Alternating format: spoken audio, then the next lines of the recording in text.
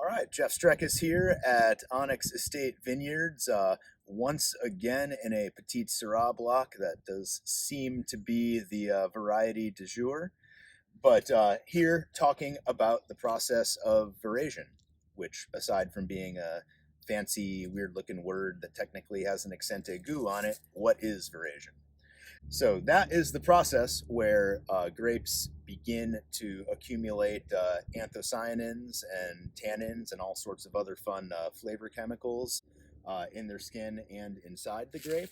So you may notice a lot of these clusters actually are just turning from green to purple now.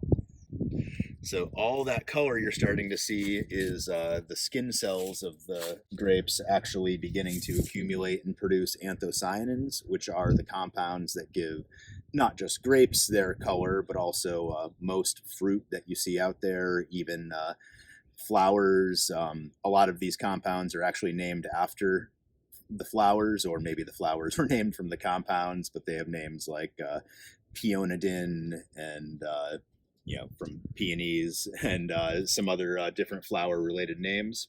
But in grapes, it is malvidin 3 glucoside. So one of the things you'll see as well, if you scan down here, we don't have any of these bird nets we spent all this money on putting out here up. You may wonder why that is. Well, if you were to come out and eat one of these green grapes, or even the ones just turning purple now, they would be intensely hard, sour, and completely unpalatable. They'd probably turn your stomach a little bit. They're that acidic.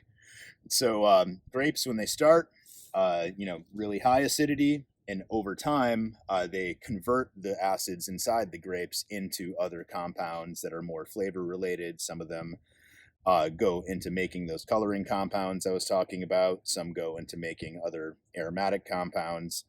But as we go from here on out, the grapes will finish coloring up over the next week or so.